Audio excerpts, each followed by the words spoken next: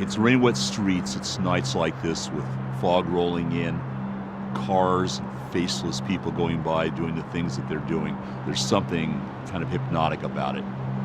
That's when I get inspired to carry what these streets are like, what the city is like, the mysteries, the stories, the thousands and thousands of people that you pass that are going by as shadows in this wet, cold, dangerous environment.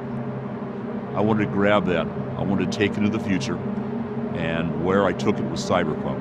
What I loved was the fact that it was a combination of dystopian society, a lot of technology, with this really great overlayer of almost film noir.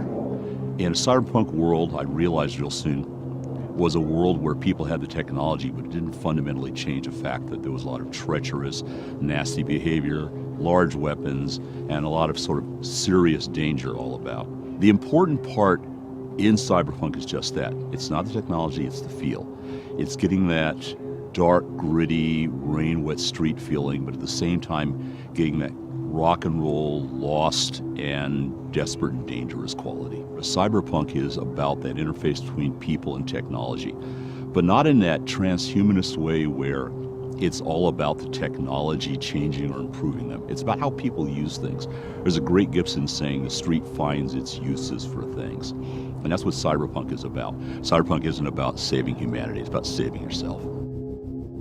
We've approached doing it as a video game numerous times before. We have fought to find somebody who was enough of a fan of the world and the game to not want to go change it around or to stick a label of cyberpunk on it and then do something totally different. And so when CDPR approached us, what we realized really rapidly was these guys are fans. These guys know the material. They're quoting things back to me I've forgotten. So they got it.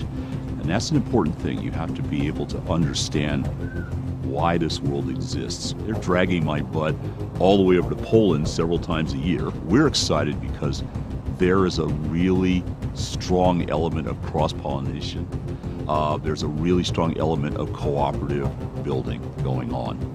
And that's really great. Cyberpunk 2020 was about early cyberpunk. It was a world in which people didn't know a lot about what the tropes were, the feel for it. The great part about 2077 is that it's a mature form of that. We're basically able to progress a larger arc. You're going to get to see the outcomes of things that we started to talk about in the Fourth Corporate War. And we're going to be able to let players who've played the previous game to see how those progress, see where they go to, and how they'll shape them. We're looking at the same mucky, nasty Night City that you were in before, just a lot bigger and probably a lot more dangerous, and with a lot of players you don't know about yet. 2077 is about the cyberpunk you thought you knew, scaled up, bigger, badder, stranger. It's the visual component that the frozen pictures we would put in the books can't give you. It's the sound, it's the feel, it's the movement. 77 is going to be about being there. We've gone through a long, long journey, all of us. Those of you who've been fans have waited for us to get the right game together at the right time, the right team.